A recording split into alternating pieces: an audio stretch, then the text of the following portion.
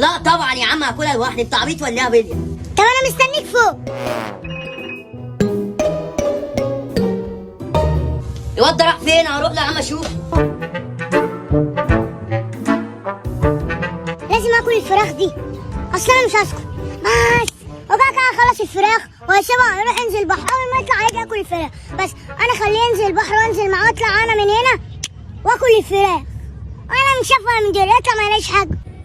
يا بليا هتاكل يا عم ولا اكل انا؟ ايه لا، انزل انت الميه وانا هاجي وراك. يا عم خلاص ماشي انا هنزل انا.